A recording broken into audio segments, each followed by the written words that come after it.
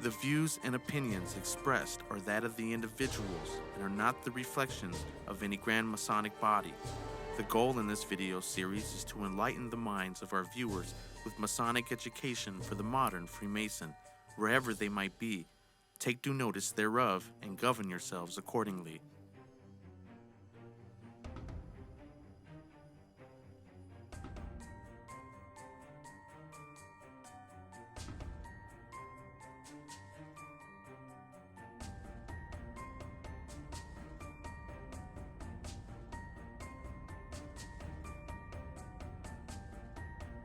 This is Modern Working Tools, today's tools for the modern Freemason. I am your host, Brother Justice, broadcasting live from Barrington 522 in Barrington, Illinois. Okay. All right. So we're talking about these very early records, the first lodge records in the world, which is kind of neat in its own right, because all this is more than 100 years before any Grand Lodge existed. So across the whole of the country, Scotland, you have a network of lodges. And these lodges are obviously aware of each other, but there is no head office. There is no Grand Lodge. So they are connected. And how we know that is right in very earliest dates of 1598 and 1599. The very famous individual, certainly in Scotland, is William Shaw. And he writes to all the individual lodges in Scotland, and we've got a partial list of who he writes to, telling the lodges that from now on, he wants them to do certain things. Now, there is very much an esoteric element to William Shaw and his life, which is not reflected in the minutes of the lodge because they are essentially day-to-day business records of what the lodge was doing. But William Shaw, we know from other sources, is what they call a master of the art of memory. And this is a way of looking at the world, or it's part of a way of looking at the world known as Hermeticism. And that springs from the Renaissance, based on ancient Egypt, and then through the ancient Egyptians to the Greeks and the Romans, this way of looking at the world, which is quite different from the dominant Christian way of looking at the world, certainly in the Middle Ages. So William Shaw has an esoteric side of him, which has really never been explored. And where it has, it's never been applied to what he was doing with these lodges in Scotland and what effect he was having on these lodges. And no one really has analysed what he wrote to the lodges and what those actually meant. Now, obviously, there's a lot of information that we can't really discuss outside a tiled lodge. But I mean, there is some truly fascinating stuff.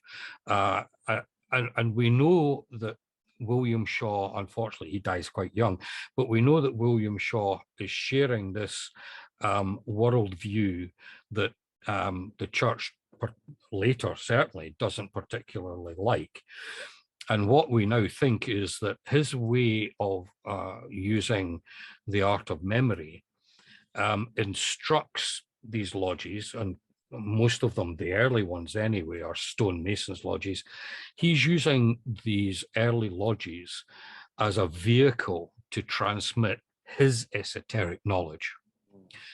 And that is reflected in the very earliest known Masonic rituals, which, like the earliest records of lodges, are also Scottish.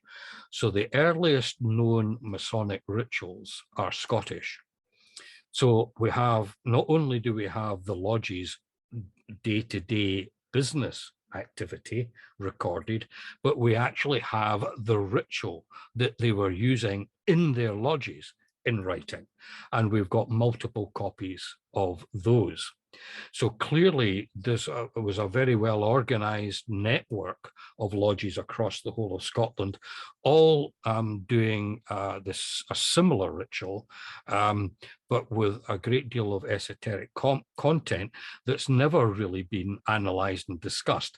Now, the reason for that is that all these records before 1717, all these Scottish records are handwritten. And that means they are not easily accessible. So when you get the first printed ritual by Samuel Pritchard in 1730, I think it is, that's printed. And of course, a printed document can be widely distributed all over the world. And so the focus has been on Pritchard's first ritual, but it's not the first ritual, it's the first printed ritual. Whereas the previous handwritten rituals, of which there are many copies, contain the very early Masonic elements that also have an esoteric side to them. And so analyzing those early rituals, I think, explained to us a lot more, because Pritchard claims to be a Freemason, but he wasn't a Scottish Freemason. So trying to analyze Pritchard's ritual without understanding the Scottish dimension is a problem, because it looks like that on the day Pritchard's ritual is published and sold to the general public, that's the beginning of ritual, Masonic ritual, which of course it's not. Ritual was around for a lot longer. The other problem that historians like myself have with these documents is that they are written in Scots. The early documents are written in what's called Middle Scots, and the later documents, particularly the ritual, is written in what they call Late Scots. Now, that is different from the English language. And it's caused a lot of problems for us in Scotland, because what happened, and this is not a criticism, it's simply factual, the people who analysed these initial rituals were three Englishmen at the University of Sheffield, very famous, Newton, Jones and Hamer, who published a book in 1943, in the middle of the Second World War, called the Early Masonic Catechisms, which analysed these very early rituals, as well as stuff that came along later. But their problem was they're looking at these handwritten documents, and the only way they could translate them was using an English dictionary, which didn't contain Scottish words. So what they did was they looked at the nearest English equivalent and applied the English meaning to Scottish words, which we now know in many cases was simply wrong. And the meaning of Scottish words in English is actually quite different. And as I say, it's not a criticism. This is simply because Newton, Jones and Hamer didn't have access to the Scottish National Dictionary, which didn't exist for another 30 odd years, almost 40 years. And that was only finally published in 1979. So they couldn't be criticized, because the only dictionary that they really had available to them was the Oxford English Dictionary of the time. So anyway, to cut long story short, what we're now doing is we're actually working backwards and looking at these old documents, and we're beginning, as a consequence, of uncovering esoteric meaning that has never been understood before, because we now can use a Scottish language dictionary to understand the true meaning of some of these very important words, which we still use today, but of course have got the wrong meaning attached to them. The word heal is a particular example, although I think in America, even that is not heal, I think you use the word hail. Is that correct? In the ritual and the obligation in particular, you use the word hail and conceal. Well, that is quite clearly an error, but it was seen as an error that was corrected by the Americans writing the ritual, the early ritual. And this word heal does not appear in any English dictionary of that period in America. It's a Scottish word. So, of course, they look at this word and think that's obviously been misspelt. It's incorrect. So what's the nearest word to this word, H-E-L-E, heal? Well, it's obviously hail, because that's the nearest word in the American dictionary, American English dictionary. So it's changed. So you have a Scottish word being given an English meaning, translated across the Atlantic Ocean, who clearly think that that's a mistake of some kind, and they correct it into the word hail. And so you can see how all these problems, and this is what a historian does, is he goes back to the original documents and to the understanding of the society that produced them at the time, and tries to understand what they meant then, not what they mean now. And so that is why, you know, I'm fascinated by this stuff. Well, here in Illinois, they give an attender book. So if you're progressing through the degrees, they give you a catechism book to memorize the catechism. To my knowledge, I remember seeing HEAL, H-E, in the catechism. But in the actual standard work, when you join Lodge and you're a full-fledged Master Mason, you are able to then purchase a ritual book that's standardized by the Grand Lodge of Illinois. But in the blue book, we call it, you do see the other version of the word hail. You see both here. And in Illinois, we have a similar parallel because there was a company called Ezra Cooks. It was a publication company based out of Chicago. And they would print Masonic exposures, exposés, leaking rituals and the secrets of the Freemasons. And these books were blue. And these books were so popular that the Grand Lodge of Illinois decided, you know what, we gotta put out our own standard blue book. So to this day, they're still the same color because the rituals, exposés were blue. And people were the lodge like they were the real ritual books. So yeah, it's interesting. I mean, at some point in time, what's happened is that the word in the catechism has been changed to the word in the actual printed ritual you use. So somebody sometime at the Grand Lodge of Illinois has decided that funny old word is obviously wrong, or it's not good enough for modern day purposes. So they've changed it. And this is the kind of problem that I deal with all the time, because people are saying, well, what does that word mean? You know, it's not in the English. It is now, I have to say. It's in the English dictionary now. But at the time it was being translated, it wasn't. So people would be saying, well, what does that word mean? And that's, well, you need to get a Scottish dictionary to understand it. And that's the big problem, because, you know, well, it's a lot of work to do that just for one word. You've got lots more, but that's just one word to go to all that time and effort to understand it. So what's happened is that basically over the centuries since the ritual has been available or understood by certainly us guys in Scotland, is that there's been layers and layers of stuff added to it.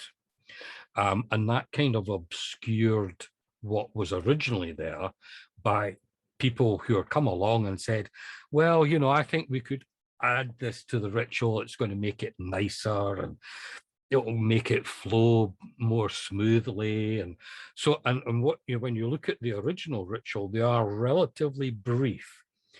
When you look at the modern ritual, they're much bigger. So, but you can understand why, because, you know, 400 years ago, people thought nothing about going out to a meeting and, you know, doing what they needed to do. But by the time you get to the more modern era, people are saying, I'm not going out in the middle of the night for half an hour to work a degree for half an hour and come home. I want something more than half an hour. And so the degrees start to get bigger, more elaborate, more words, more flowery words, more movement, you know, and it gets bigger and bigger and bigger. At the moment, we're actually going in reverse. We're chopping bits of ritual out because people don't want to spend so much time in the lodge doing a 4-hour ritual, which is what it used to be. Well, here we have coming up something called the Grand Masters Festival. This isn't something that's done frequently. This is something that might be done maybe once every 10 years, twice every 10 years. We've been lucky to have some, you know, a few years apart but we have one coming up in September, actually. So, for instance, a candidate could go and be an exemplar and see another candidate get all 3 degrees in the same day and be an observer. I don't know if you have this in your jurisdiction. It's kind of controversial here. Some brethren are for it. Some are kind of like, hey, this isn't what we do. But regardless on how people feel on the issue, here in my jurisdiction, and I believe it's the same in other jurisdictions in my country, but don't quote me on that. But here, a Grand Master has the power to make a Mason on site. Does a Grand Master have that authority in Scotland? No, no. I think if somebody came to a lodge here and explained that that's how they'd got the degrees, we'd have to refuse them admission. Mm.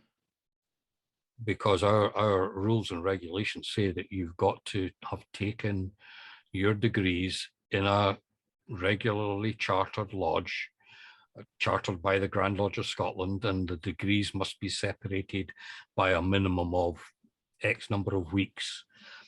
So anybody that has not gone through that process, I don't think we would recognize as being a regular Mason. So be more irregular. Yeah, I don't think this happens often. This is a very rare occurrence. In my memory, I don't think this has happened in a long time. But from my research, the Mormon prophet Joseph Smith, he was made a Mason over a weekend. One of our Grand Masters went to his town in Nauvoo, Illinois, and sort of made him and his friends Masons over a weekend. So very interesting story, but yes, that's very interesting to hear that there might be some regularity issues if a candidate progresses the way some jurisdictions do here. Here we try to be a little bit more progressive. We still have a lot more work to do, and my Grand Lodge is doing some very great work behind the scenes as far as membership, marketing, membership retention, things like that. The studies have shown that even though we do this sort of thing where we have a festival, a Grand Masters Festival, it doesn't change retention though. We still get very active Freemasons that come out of this. They join our officer line. They become worshipful masters. They join the Grand Lodge. So here the studies have shown that either we do it the old regular way or the irregular way, the end result is similar. So I think that's why they kind of hold on to it. But keep in mind, this doesn't happen all the time. This is something that might happen once a decade or twice a decade. So yeah, I think what would probably concern us is that we wouldn't know who's gone through that process. So we wouldn't know. I don't know if there's ever been any kind of international discussion about whether that's legitimate or not from a Masonic point of view. But hey, that's above my pay grade. So, but yeah, interesting. So yeah, so my goodness. So they would work. I'm just trying to think. That would be all 3 degrees. That would take us 8 hours minimum. Yes, it's about 8 a.m. to like 3 p.m. in the afternoon. And usually it's held in a lodge or someplace bigger, like a Scottish Rite Valley. For instance, where I'm going would be the Scottish Rite Valley. We have a beautiful lodge room there, and then we have the auditorium. Usually the first 2 degrees are done in the big lodge room, and then the Master Mason degree is done in the auditorium. And to be honest with you, it is a beautiful ceremony. The ritual is on point. It's perfect. Usually a Grand Master is there, or people from the Grand Line are facilitating it. So you get perfect ritual. The only difference is you're getting it in one day, and you're an exemplar. You're seeing an exemplar get it done on someone else. I don't think our guys have got an 8-hour attention span. I don't. I think they would be asleep by the time the 2nd degree started. So, but keep in mind, we also last Grand Masters Festival I went to, after that 8 hours, they also had an option where you could become a Shriner and join the Scottish Rite too. So you could potentially be there longer than 8 hours. Yeah. I'm not sure. Our guys wouldn't be able to absorb and retain all that, the information from all those degrees in their head. Yeah. I mean, at the moment, they have a big problem when they come back after the first degree, remembering what they did in the first degree, Right. let alone all three at once. Interesting. Yeah. Maybe the Yanks are better attuned at, the Americans are better attuned at absorbing that kind of huge amount of information. But anyway, that's good. That's interesting. Different ways of doing the same thing, I suppose. Yeah. And if it works, yeah, as I say, it's above my pay grade. So anyway, so we've got this whole problem of these very early rituals and the esoteric, and understanding the esoteric content. And one of the difficulties that we have is that when I'm trying to explain this, is that people tend to think that England is Britain, or England is the UK, but Scotland and England are separate countries. And it's not until relatively recently that there was a joining at the political level, but there was no merging of the national institutions. So the Church of Scotland is the state church, whereas in England it's the Church of England, and so on and so on. So it's a bit like not the same, but not dissimilar from the way the states work, where you've got a state and you've got the federal government in DC. So you've got this situation, but it's two separate countries. So the difficulty that we have is even explaining the fact that on one island, because it's an island that we're on, you've got two countries on the same island, and they do things differently from each other on the same island. So they might speak in a similar way, but the culture is different, and the records, as I said, the language is different. So it causes big problems trying to get guys to understand this. And that's why eventually you have put together presentations explaining in detail what the ritual means. And it does take a little while to go through this, because although I call them rituals, we have to be careful, because in fact they're more than rituals. They perform three functions. One is a catechism. It has a catechism of at least 15 or 16 questions, sometimes more. It's also a prompt sheet or an aid memoir, so that the conferral of the degree can be checked for, well, what's the next step, and it also then contains the obligation, the oath that all Freemasons take. But what fascinates me in particular is, because you can see this about the ritual, there's a lot that's not said. And so recognizing the gaps, the bits that are not said in these early rituals, is almost as important as understanding what is said. So, for example, they don't tell you anything about furniture. There is some references to the volume of the Sacred Law. There is some reference to weapons, but there's nothing about furniture or movement around the lodge, or indeed who says what. So it's laid out, but it doesn't say who says that bit, who says this bit, but what is said is written to a certain extent. So what I'm getting at is that, as well as understanding what's written to get the esoteric content, you've got to understand what is not written in order to get the full esoteric content. And then you have to take into account the fact that the Scottish culture and religion in particular at the time was very different. Scotland latterly is a very Presbyterian country, whereas England is Anglican, which is derived directly from the Roman Catholic faith. So two very disparate cultural bases, and that also feeds into the esoteric content of the ritual. But I'd love to tell you more, but I would keep you here all night once we launched into that. Is this ritual preserved orally, or is there a cipher book, or is it plain text? because in my country, every jurisdiction has their own variants. It could Yeah. be all oral. There's no written record. Yeah. Or it Yeah. could be a book that's in cipher, and you have to, kind of put it together yourself. Uh-huh. And in my jurisdiction, it's a plain book, but some words are omitted.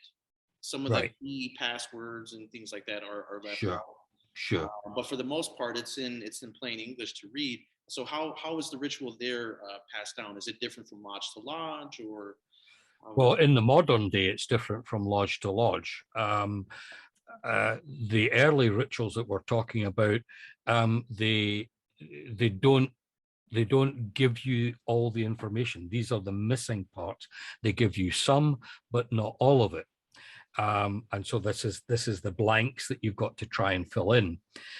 In the modern day, there are still some lodges that only transmit the ritual orally. There's some lodges that print it, but here's the kind of kicker, if you like. If you get a Scottish ritual, you can't say this is a Scottish ritual, because there are so many different there's so many variable rituals that there is no standard ritual. So without a standard ritual, you cannot analyze anything as being Scottish, because what you can say, this is from a Scottish lodge, but it's not Scottish. You did mention about the floor work and things like that. Do you have like a separate book for that, or is it not there at all? Is there like a school of instruction to teach, floor and rod work? For instance, here in Illinois, we have our standard workbook, which contains, we have the catechism books for the intenders coming up and progressing, and then we have the standard workbook, which contains our ritual. And then we have this book right here in Illinois, which is called the Book of Ceremonials. This contains receptions, grand receptions, a newly formed lodge, the ceremony we have for a new lodge, officer work, floor work. So this is a special book for ceremonials. Also, burials, Masonic burials would be in here. This is the type of stuff that's not in our regular ritual. Do you have something similar? Yes, we've got something very similar. There are so many rituals, some of which are not well used anymore. But yeah, your normal ritual will, some of our rituals will have what they call I was going to say Rubicon, but it's not that. It's not that. Anyway, they highlight movement in the lodge in red. So people who have got to walk from A to B during the degree work, it's written in red so that they know somebody's got to be actually moving around. In terms of other ceremonials, so the installation of the master, and there's a ceremony for the installation of the master with associated words, secret words and handshakes, passwords. So I mean, it's what we call the inner working. So a master mason can come to the installation of a master of a lodge, but when he's going to be given the secrets, the inner workings, if he's not a past master, he has to leave, because he's not in possession of the secrets of a master, an installed master, as we call them. So that's in the ceremonial. Then we have, so that's probably the biggest one that's actually performed in the lodge. It's done annually. And the past master gets his own signs and grips and things like that. Exactly. That's exactly right. Now, would there be a correlation between that and here in the Royal Arch, we have something called the virtual past master? Is that because of tradition? That's why they named it that? Yeah, I think to be honest, I think that comes from England, because in England, to take the chairs of the Royal Arch, you've got to be a past master of a lodge. Right. Not so in Scotland. So, I mean, I'd gone through all the chairs of the Royal Arch before I was the master of a lodge. Same here. So, I'm about to be a high priest next year, hopefully. All right. Okay. Oh, congratulations. You'll enjoy that. It's very good. I think it's very nice degree.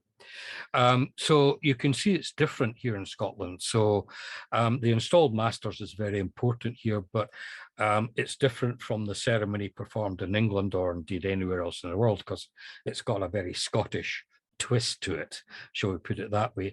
Then we have other rituals like the funeral ritual, And I mean, if you want the full buna, as we say, is the coffin is brought into the lodge, where he's laid in state, and so that the brethren could say goodbye to him. And there's a Masonic ceremonial over the coffin in the lodge, and then the coffin or the casket is then taken from the lodge to the graveyard, where he's buried with full Masonic honors. So that's a very long-winded ritual that really doesn't happen very often now, except in rural parts of the country. There is a shorter ritual for the graveside when someone is buried, but of course cremation is now more common than when these rituals were written, and so there's now a cremation ritual as well. So you've got 3 versions. In addition to that, we've got things like Lodge of Sorrow, which is very, very poignant indeed. So not performed very often. I suspect that after this pandemic is over, there'll be a few, might even, Grand Lodge might even have a Lodge of Sorrow. And if it's done properly, it's very moving, very emotional. Yeah. We don't have anything like that here. We don't have chambers of reflections or things like that. However, No. our Grand Lodge is a little lenient, and sometimes brethren of a lodge might want to host a 3rd degree somewhere else outside of a lodge. Our Grand Lodge has given special dispensations for lodges to do it in a forest somewhere, a 3rd degree. All right. Okay. Do it in a cemetery. For instance, there's a lodge here that there's a beautiful Masonic mausoleum. I guess whoever owned it is a Freemason. There's a lot of Masonic symbolism in the mausoleum. It's beautiful, it's big, and you could indefinitely host a meeting there. So for instance, recently they did a 3rd degree in this mausoleum, and it was beautiful. I heard it's not cheap. Obviously, you have to get permission, and there's a chain of command that has to go through first to get it. But we do sometimes step out of the realm of the normal lodge setting for sometimes. Yeah. No, I've attended a few in the States over the years, but we don't do that here. Again, I think it's because this is it's an internal, private thing that's done in a lodge. No exceptions. It's just the way it is. So as well as those rituals, we've got all sorts of other unusual things, as well as in Scotland, we've got appendant bodies that you probably don't have there. I mean, I think I've mentioned that we don't have the Shriners or the Rainbow Girls or the Cedars of Lebanon, that kind of thing. But we do have very curious Scottish things like what they're called. That's shocking. I'll come back to me in a minute. Scotland, would that be another one? The Royal Order, of course, yes, that's very, very, very popular. It's incredibly important, actually, here. I could see that. It's a lovely, lovely ritual. Was there a direct lineage at one time to the monarchs of Scotland? Were they related? Well, that's the idea. Yes, that's what is said to be the case. But here we come to a problem in terms of understanding the nature of ritual. And unfortunately, a lot of our guys, especially a lot of the guys who have written books, look at our ritual, and when we're talking about things like our guy in the 3rd degree, H.A. himself, a lot of guys believe that he's a real person. Well, he's not. He's a figment of the Masonic imagination. He was invented to be someone significant in the 3rd degree. And that's a problem. So when people look at our history as told in ritual and believe it to be 100% factually correct, then that leads to problems, because when we talk about HA, he doesn't exist. There is an HA in the Old Testament, but he's not our HA. So what our HA does in the third degree doesn't take place in the Old Testament. So it's not the same person. So we've invented old Hiram to play a part. So it's not factually accurate in terms of history. Would that be Goulier? Didn't he sort of revise some rituals? What was his... Well, that's where we get into really interesting stuff, because I could send you a couple of papers. One was written by a guy called Professor Prescott and Dr. Summers. And Dr. Summers, in fact, is an American historian from Pennsylvania. And they explored the origins of the formation of the Grand Lodge of England. And they concluded that the Grand Lodge of England was not founded in 1717, but founded in 1721. And that difference of 4 years, in the scheme of things, you wouldn't think is very important, but it actually turns out to be incredibly important from the Scottish perspective, because we know that Desaguliers came to Scotland in 1721 before the first meeting of the Grand Lodge of England. And that creates a whole different scenario. Well, let me get into a segue then. So, okay, from my understanding, there were some craft operative lodges that didn't want to initially jump on the speculative bandwagon at first, to my research, right? Yep. Did they have their own rituals that were similar to ours that sort of gotten absorbed into the speculative system, or how did that work? Yeah, well, this is why trying to explain what was happening in Scotland over a period of 120 years is very important for the understanding of that, because these early rituals were used not only by these very early stonemasons lodges, but were used by lodges entirely of speculative masons in Scotland before 1717. So the modern Freemasonry, as we understand it now in Scotland at least, is taken directly from these original rituals. And it wasn't until round about 1810, so we're talking about 200 years later, that these early lodges joined the Grand Lodge of Scotland. They remained independent. Almost 100 of them remained independent for all of the 18th and part of the 19th century, because they thought speculative Freemasonry was it was a step too far, because they had the genuine rituals, and here the speculative Masons were inventing people like Hiram.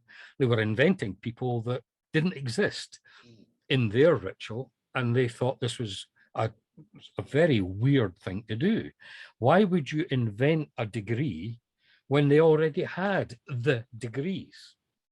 And so they thought that this was an abomination or a change in Freemasonry that they couldn't accept.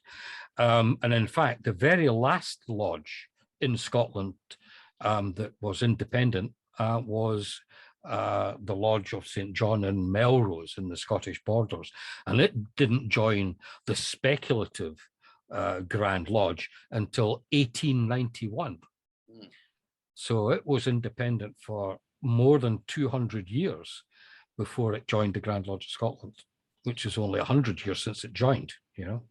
And there was kind of a negative connotation too, if I could recall from one of your previous lectures, that in the speculative craft, the fellow crafts were looked down as the people who, you know, did Hiram dirty. They did him in, you know. So well, that's exactly right. And so that was a big problem. I mean, how do you explain to a huge population of stonemasons who believe that they've got the highest degree in masonry, only to be told that when you join the Grand Lodge of Scotland, you're going to be described as murderers?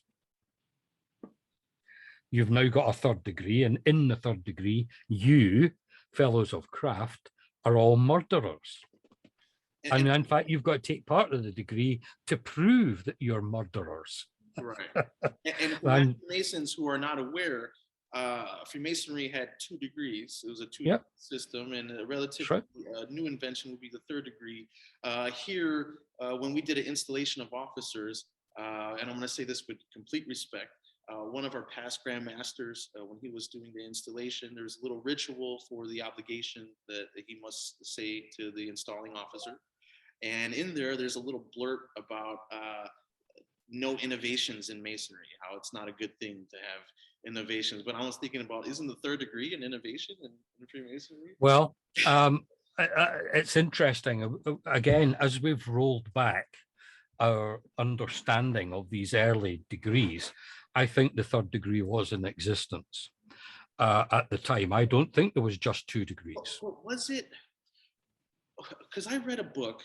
It was supposed to be a ritual from an operative lodge, I think in England, one of the last operative lodges. I don't know if this book is historically accurate. I brought it up to other peers in our fraternity, and they kind of shot it down like, yeah, I don't know if this is real or not. But it was an interesting book nonetheless. It's Operative Masons. I think the author's last name was Carr or something. Oh, like Harry Carr. Yeah, this is the operative. The Operative Masons is the shortened title. It's the Masons, Purveyors, Slaters, Joiners, etc., etc. It's a very, very long name. Right. Well, that was only in that book. Carr describes the third degree origin coming from a ritual that was done in a festival for the Operative Masons. I think it was in October or something like that. All the Masons, the Stone Masons, got together and they did a ritual at a festival to symbolize the death of Hiram. I don't know if that's true or not, but in that book, he claims that that's where they borrowed the third degree allegory from. Yeah, well, that's your. I mean, that's the nub of the problem. It's a traditional history. It's not true. Right. It's not historically accurate. So when we write these traditional histories about Hiram, in the full knowledge that he didn't exist, but now, all this time later, nobody investigates the origins of Hiram. So everybody believes that Hiram must have been a real person. Now, the Operative Masons that you're talking about, that organization was created in 1910. Right. So it's pure fiction. Yeah. But it's like all the branches of Freemasonry, and this is where we have a problem with our own members. Every branch of Freemasonry has its own traditional history, okay? In the craft lodges, it's King Solomon's Temple and Hiram. That's the traditional history, the culmination of the traditional history in craft lodges. In the Royal Arch, it's the rebuilding of the temple and the movement from Babylon, the captivity in Babylon, and that's their traditional history. And then you go to the Royal Order, and their histories, their traditional histories bound up with the kings of Scotland. Then you go to the other orders like the Red Cross of Constantine, which is based on Roman characters, and so on and so on. But these are all stories constructed for a specific purpose. So a Masonic traditional history is merely a vehicle for transmitting a moral story. Now, the church did the same. They created parables from scripture, admittedly. So off the top of my head, the Good Samaritan. Okay, so the character of the story of the Good Samaritan is used by the church to explain how human beings should treat other human beings. Okay, so I can't remember. The Good Samaritan is not a Christian, but he helps a Christian, whatever. The point is, it doesn't matter whether the Good Samaritan was a real person or not. What is important is what he did. So in the same way, Hiram it doesn't matter whether Hiram was real or not. And as we now know, of course, he's not real.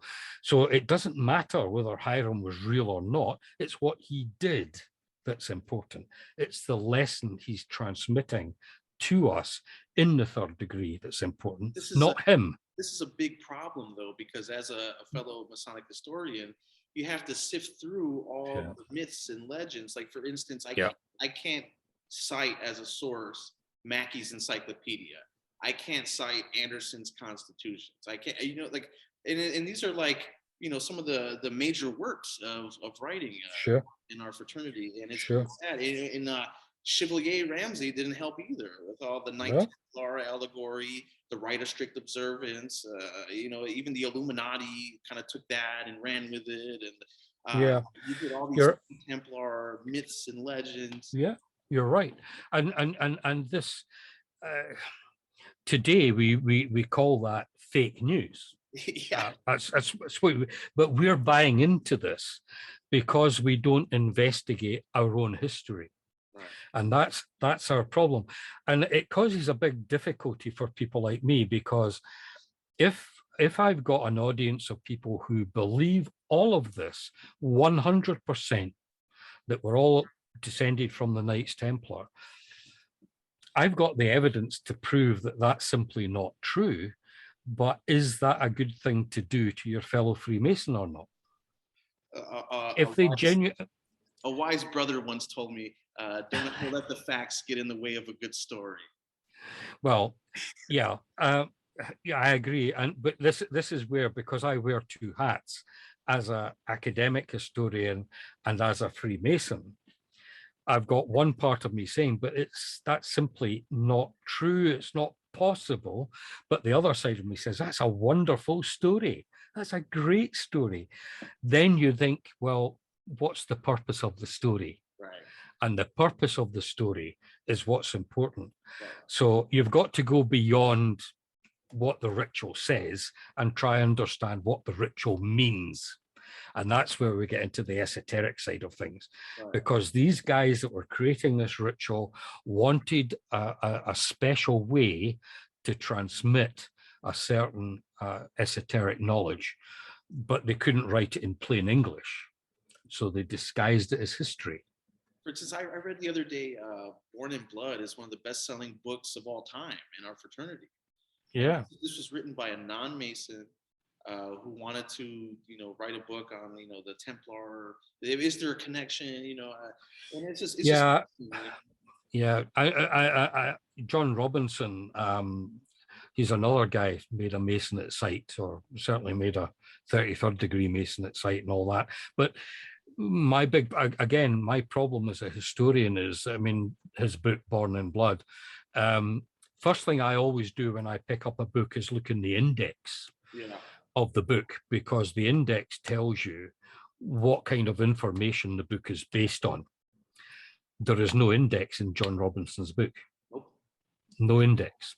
So right away, I've got a problem because I can't check where he got his information from. There are no footnotes. Right. So for all I know, he could have had an LSD trip and wrote the book over a weekend. And there's no way of me knowing. And I'm not being disparaging, but I've got, as a historian, I've got no way of checking his work. And that's a problem. Again, he's a fantastic writer. He writes a terrific story about the peasants' revolt, and he weaves a wonderful story. But from a hard-headed historian's point of view, it doesn't fly, because there's no backup information to support where he gets the details from. And I have to say, this causes us another problem in the big bad wide world, particularly in the halls of academia, where universities and college think we're all wackos, because we've got this bizarre history that is taught nowhere except in our Masonic lodges and chapters. A lot of non-Masons contributed to our literary works, and they kind of added their own interpretations. Even a lot of scholars who are not Masons they kind of take our rituals, our information, and kind of use it to their own agenda.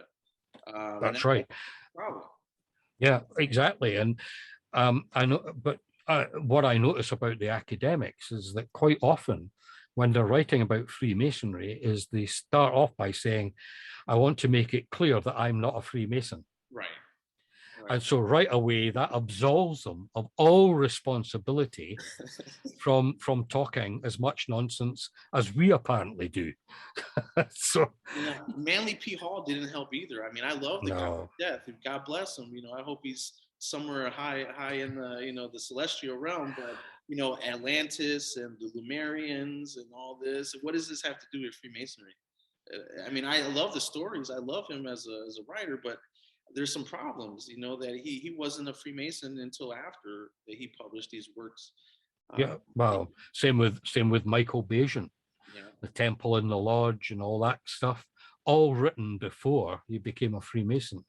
And I mean, I knew Michael quite well, and I challenged him many times on that.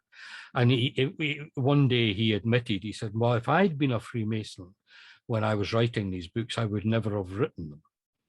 And I said, "Well, okay, but now you know what the true story is. Why don't you write a book explaining that you've had a revelation and you now understand?"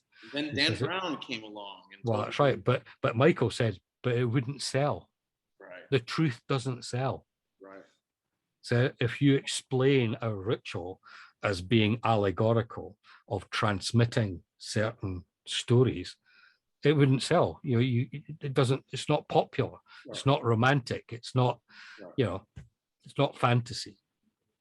So it's like I say, where do Freemasons get their Masonic education from?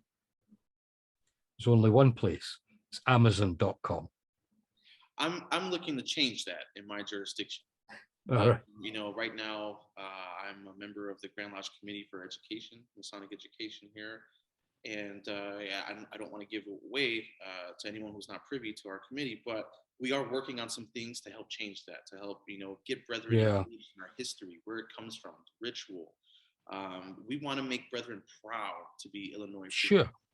We want to show them that there's a rich history here, and we believe that if we get brethren acclimated to our rich history, that they will be active and they would want to come to lodge. They would want to take part. They would want to carry this on for future generations. Sure. We are working. Yeah. I mean, our ordinary history, if I can use that word, our plain ordinary history, factually based with evidence, is every bit as fascinating as some of this cookie stuff that we keep getting fed. But we keep buying it. We all buy it. Every time you go into a bookstore, there's a book about Freemasonry. Oh, I'll have to have that. Right. I've got them. I'm surrounded by them. I'm surrounded by them in this room. Every single book on Freemasonry I've ever bought is here. And I mean, think about it. Think about why people produce these books in the first place. I mean, how many people do you know who've ever bought a book out of Barnes and Noble or whoever, read it and said, what a lot of rubbish, what a lot of garbage, and took it back to the bookshop, say, I want my money back? It never happens, does it? So as a product, think about it. Once a book is sold, it stays sold. Right. Now you know why there's so many books about Freemasonry out there, because we buy them and we never, ever take them back to the shop. Brother, let me tell you, as an assistant librarian for the Scottish Rite now, I could tell you the amount of donations we get in from, deceased brethren or brethren moving or whatever the case is. It's ridiculous. And titles range from actual, Masonic works and works of fiction that are Masonic themed. We get it all. And one thing I did notice is that when I was a profane, and if anyone watching this doesn't know what that is, that's someone who is uninitiated into Freemasonry, someone who is an observer outside looking in, right? When you're at that level, it seems like the only material for reading that you could come by is stuff at Barnes and Nobles, the stuff for the profane world. But when you actually join our inner mysteries, you get a whole, perception awakening of all the different titles out there. There's books made from Masons for Masons, Yeah. and it's crazy. So now my book collection is way crazier now, and Yeah. I couldn't have known about these titles if I didn't join. So, sure. Well, so yeah, some of them were just never going to be popular enough to sell to the public anyway. So, yeah, I mean, there's an issue there right away. I mean, a practical issue. Some years ago, I was trying to organize some kind of international book exchange because we've all got duplicate books of various kinds. I think France has something like that where they have a book day where they exchange books. That's a beautiful idea. Yeah, that's right. Well, of course, it works for the French because there's a limited number of books in French, but in the English-speaking world, you'll have books in the States that we never see here, never see them, and probably vice versa. So, duplicate books in Masonic libraries could be swapped quite easily, provided you're prepared to pay for the shipping costs. But that can be quite reasonable if you do it properly, So there's all sorts of things like that. But of course, as digitization moves on, then perhaps there's not quite so much need. But I still think you've got to have the original as well as the electronic copy, certainly for a library. Right. There's things in the printed copy you can't see on a screen. So there we are. So I've given you a bit of an ear bashing, as we would say. I don't know if you got anything else you want me to talk about. I'm happy to do that. The slides that you had, what did you have on those slides? Did you cover that already, or? Well, no, as I said, I've got about 40 different PowerPoint presentations. So, I mean, all of these things are available, basically. So we've got, that's been, because that was guys in Mexico last year I did that for.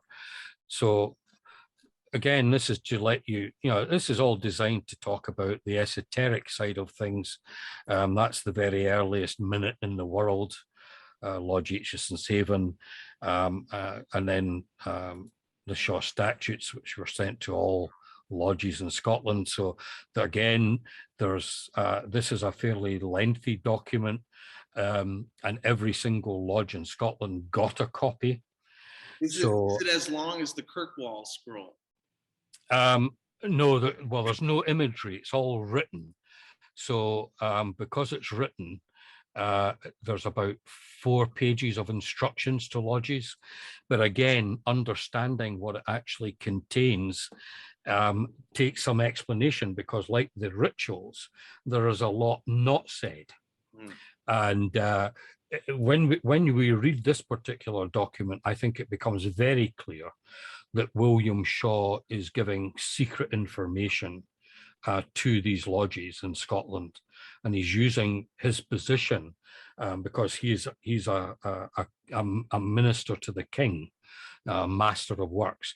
So he's got the ear of the king. He's using his position to promote his particular hermetic view of the world, and would it be a parallel, kind of like Francis Bacon and Shakespeare? How people kind of not dissimilar, because this way of thinking was it was incredibly popular in Scotland. Many members of the aristocracy were into this stuff in a big way, and William Shaw was a teacher of this kind of esoteric knowledge. He's recognized, he's described as a master of the art of memory, and in those days master meant a qualified teacher of that particular subject. And you've got to remember, William Shaw is not an aristocrat. So when you look at his tomb, which is still in existence in Dunfermline Abbey to this day, I mean, that is a stunning tomb for just an ordinary man. Right. He's as I say, he's not an aristocrat. He's not even a sir. He's just a mister. He's just like you and me. although he was obviously a talented civil servant, but he's just a minister, just a mister. So there's a lot of stuff going on here. He knows the Queen, he knows the King, but he's not well known, probably because he's not an aristocrat. So he's just one of the crowd, and so people don't know very much about him. And we have to get cracking on a biography of him. But you see things like this. You see, look at this Mason's mark here, right in the middle of his keystone, which of course his keystone is incredibly important as a symbol in the mark degree here in Scotland. So there's all sorts of little esoteric elements contained within not just what he writes, but what he has physically left us. And some of the wording is incredibly powerful as well. So, I mean, there's just a huge amount of stuff going on here in Scotland in the 18th century. This is the actual statute number 13, where he actually tells the lodge that every year everybody's to be tested on their ability to remember something, which of course we now know to be they've got to memorize the ritual. Which is something we still do to this day. Is there a fine associated if you don't memorize your ritual? Yes. So in two parts, the first paragraph is the instruction as to what they've to do annually, and the second part is the penalty that they have to pay for their failure to remember things. And so you see the name fellow of craft is to pay 20 shillings, 10 is 20 shillings. And each prentice was the Scottish word for apprentice. Every failure by an apprentice is fined 10 shillings. And that fine by fellows of craft and by prentices is to be paid into the book for the commonwealth of the lodge. And so, yeah, so they pay an annual fine for every point of failure to memorize the ritual. And that fine, and it could be quite substantial, 20 shillings. I mean, if you fail 10 points, it's 200 shillings you've got to pay to the lodge. And so that's used to assist the widows and orphans of the lodge and the like. So it's a way of making money to help the members of the lodge through bad times. So there's an esoteric part of it and there's a practical part to it. But anybody reading that will probably miss the meaning of the first esoteric part. And certainly in this day and age where we're very materialistic, we would focus on the financial aspect without realizing that the financial aspect only comes after the esoteric part. So the esoteric part gives rise to the financial part, the practical part, one of the reasons why the lodge exists. So you can see there's two parts to what they're doing in the ritual. They're transmitting esoteric knowledge, but they're using that for practical purposes as well. So it's all very exciting stuff. And I don't know if there's any more I could show you. But with the art of memory, I've often heard Freemasonry referred to as the royal art.